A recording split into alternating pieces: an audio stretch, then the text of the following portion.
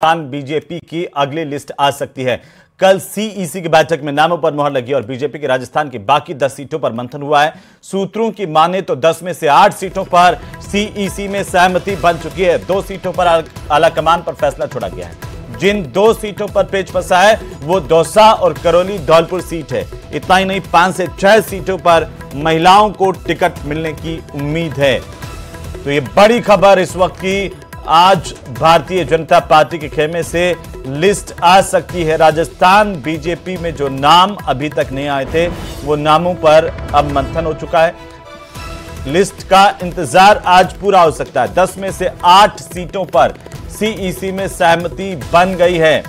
करौली धौलपुर से मनोज राजौरिया संभावित नाम के तौर पर देखे जाने। टॉक सवाई माधोपुर से सुनीता बैंसला और जयपुर ग्रामीण से राव राजेंद्र सिंह या श्रवण सिंह बगड़ी चुनाव लड़ सकते हैं, उन्हें प्रत्याशी बनाया जा सकता है। जयपुर शहर से मंजू शर्मा या पूजा कपिल मिश्रा का नाम भी जयपुर शहर से चर्चाओं में है।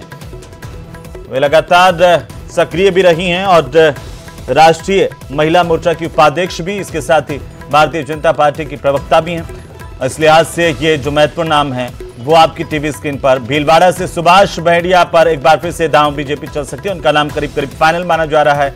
महिमा कुमारी राजसमंद से प्रत्याशी बनाई जा सकती है भारतीय जनता पार्टी खेमे से।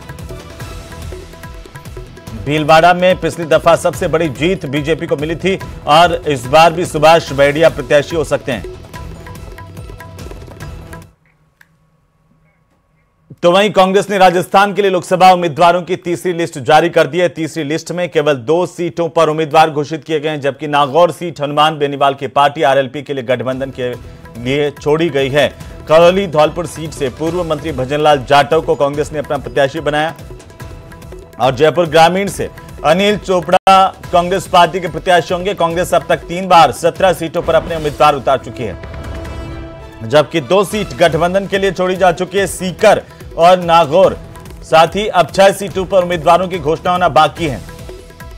इससे पहले सीकर सीट सीपीएम के लिए गठबंधन में छोड़ दी गई थी और वहां से जो साझा उम्मीदवार होंगे अमराराम सीकर पर, सीकर में स्वामी सुमेधानंद सरस्वती और अमराराम के बीच में सीधी टक्कर देखने को मिलेगी कांग्रेस के इस ऐलान के बाद। और आपको बता दें कि जयपुर रूरल से ग्रामीण से अनिल चोपड़ा को कांग्रेस पार्टी ने अपना प्रत्याशी बनाया है। करौली धौलपुर से भजनलाल जाटव कांग्रेस के प्रत्याशी बनाए गए हैं।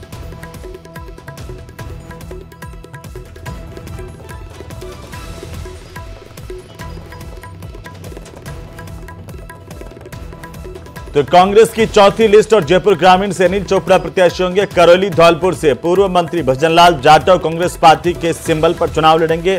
पार्टी ने आधिकारिक तौर पर ऐलान कर दिया। नागौर की सीट आरएलपी के लिए गठबंधन के तौर पर छोड़ी गई है। एक खास रिपोर्ट देखिए।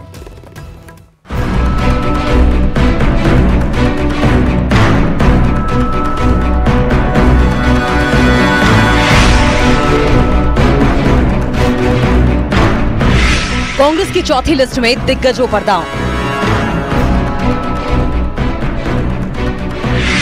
वाराणसी से अजय राय, राजगढ़ से दिग्विजय को टिकट।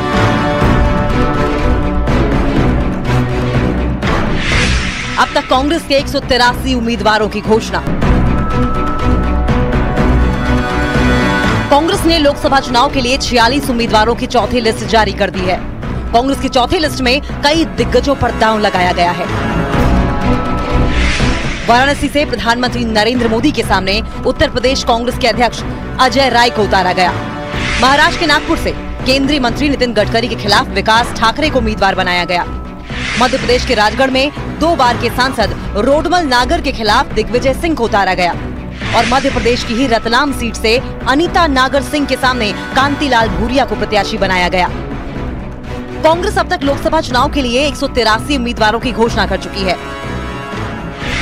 कांग्रेस ने पहली लिस्ट में 39, दूसरी लिस्ट में 43, तीसरी लिस्ट में 56 और अब चौथी लिस्ट में 46 उम्मीदवारों की घोषणा की है। हालांकि कई राज्यों में गठबंधन में सीट शेयरिंग फॉर्मूला तय न होने के कारण कांग्रेस का गणित फंसा हुआ है। यही हाल महाराष्ट्र का भी है। हालांकि कांग्रेस ने चौथी लिस्ट में महाराष्ट्र के 4 उम्मीदवारों के नाम की घोषणा कर दी है। नागपुर से विकास ठाकरे को टिकट मिला है। रामटेक से रश्मि बर्वे को प्रत्याशी बनाया गया है। भंडारा गोंदिया से प्रशांत पडोले को टिकट मिला है और गढ़चिरौली चिमूर से नामदेव किरसन को मैदान में उतारा गया। आपने एक मध्यम वर्ग महिलाओं को चुना और आप पक्ष को एक बात की मैं इस आपके माध्यम से एक ग्वाही देना चाहूंगी कि जो विश्वास, जो एक भरोसा सामान्य परिवार के महिलाओं पे जो पक्ष ने भरोसा दिया है, वो भरोसा हमेशा कायम बरकरार रखने की कोशिश करूंगी। हालांकि महाराष्ट्र में महाविकास आघाड़ी में सीट शेयरिंग फॉर्मूले का अभी तक औपचारिक ऐलान नहीं हुआ है। बावजूद इसके सभी पार्टियां लगातार उम्मीदवारों की घोषणा कर रही हैं। बात अगर उत्तर प्रदेश की करें तो यहाँ बहुजन समाज पार्टी से कांग्रेस में शामिल हुए दानिश अली को अमरोहा से टिकट दे दिया गया। पश्चिमी उत्तर प्रदेश के चर्चित मुसलमान नेता इमरान मसूद को सहारनपुर से उम्मीदवार बनाया गया है। उत्तर प्रदेश की बाराबंकी सीट से तनुज पुनिया को टिकट दिया गया। दूसरी तरफ मध्य प्रदेश में सागर से गुड्डू राजा बुंदेला, रीवा से नीलम मिश्रा, शहडोल से फुंदेलाल मार्को, जबलपुर से दिनेश यादव, बालाघाट से सम्राट सारस्वत, होशंगाबाद से संजय शर्मा, भोपाल से अरुण श्रीवास्तव, राजगढ़ से दिग्विजय सिंह, उज्जैन से महेश परमार, मंदसौर से दिलीप सिंह गुर्जर, रतलाम से कांतिलाल भूरिया और इंदौर से अक्षय कांति बम को टिकट दिया गया। कांग्रेस ने एक बड़े छोटे कार्यकर्ता पर भरोसा जताया है। कांग्रेस ने उस व्यक्ति पे भरोसा जताया जो पीढ़ियों से कांग्रेस में रहते हुए काम कर रहे हैं। हमारी 2 पीढ़ी 3 पीढ़ी पहले से हम कांग्रेस का काम कर रहे हैं, जिन्होंने मुझको ये मौका दिया है और उनने मेरे पे भरोसा किया। हम कांग्रेस की सीट जीत के देंगे। हमने फोकस किया कि यूथ को एम्पावर किया जाए और साथ ही साथ ST SC OBC को 70% टिकट गया है। तो ये मैसेज है इस बात का कि जो सामाजिक न्याय की लड़ाई है उसमें भी कांग्रेस पार्टी आगे है। और जहां तक प्रश्न इस बात का है, चुनाव जब रिजल्ट आएंगे तो आश्चर्यचकित रहेगा देश।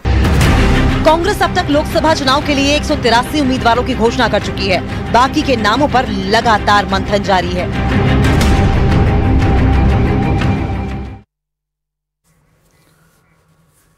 और इसी बीच बस्ती से बड़ी खबर मिल रही है। फैक्ट्री में आग से 6 लोगों की मौत के मामले को लेकर के सबसे बड़ी अपडेट है। जिला कलेक्टर प्रकाश राजपुरोहित मौके पर पहुंचे। कमिश्नर बीजू जॉर्ज जोसेफ भी मौके पर। अधिकारियों और प्रतिनिधि मंडल में आपस में सहमति बनी, बातचीत हुई और फैक्ट्री मालिक की तरफ से 15 लाख रुपए का मुआवजा महापौर सौम्या